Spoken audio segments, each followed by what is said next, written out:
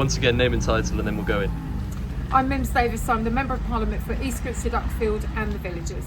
And what's happening here today in East Grinstead? Well, we're at a water station at the Sports Centre, East Grinstead Sports Centre, because we're on day 3 of an outage which has affected over 16,000 homes in my constituency.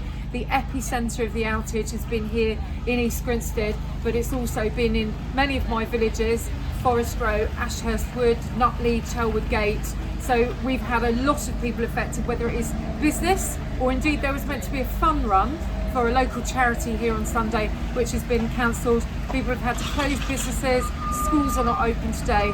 It's been an absolutely horrendous weekend. This is not the first outage in recent times related to South East Water.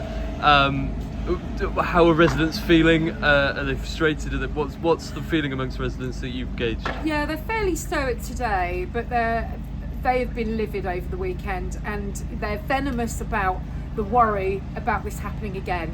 We have seen a thaw, and we've seen the impact of the storm. The issue at Barkham Treatment Works in the Witchcross Reservoir has compounded this, and there's something called bulk sharing between the Kent water companies and ours, Southern and South East, has meant that when there's been problems, that has been compounded by people withdrawing to focus on their local need. It means that us at the very end of the line are most impacted. So I had a heads up on Friday, we could have some problems. We have had an absolutely hideous weekend, the worst that was expected and anticipated, and we know that we're one of the largest bottled water users in the country because of the fragility of the system, the way the system works, and the fact that my constituents are regularly inconvenienced by the failures. And what would your message be for the leaders of these water companies? Look, I've tried to work constructively. Ironically, this morning I was due to be at Weirwood Reservoir, meeting with them about what we do about the linkages between there and Arding Line, how we get that more online, and how we do more to deal with the fragility on this system.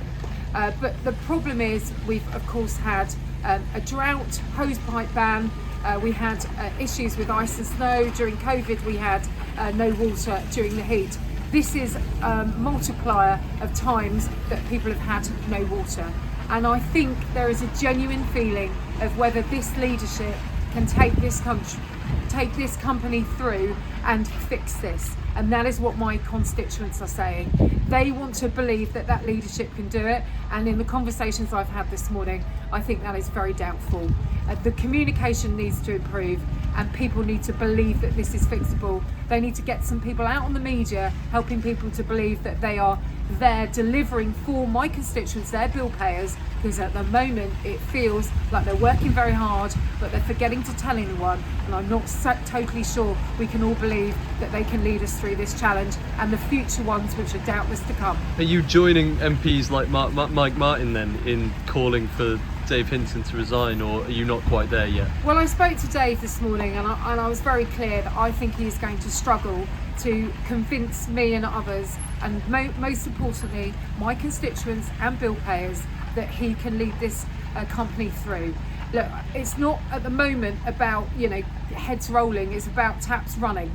But for me, we need to make sure that going forward that there is a leadership team and there's belief that this team can deliver, and at the moment I'm not certain, along with other MPs, that that is the case.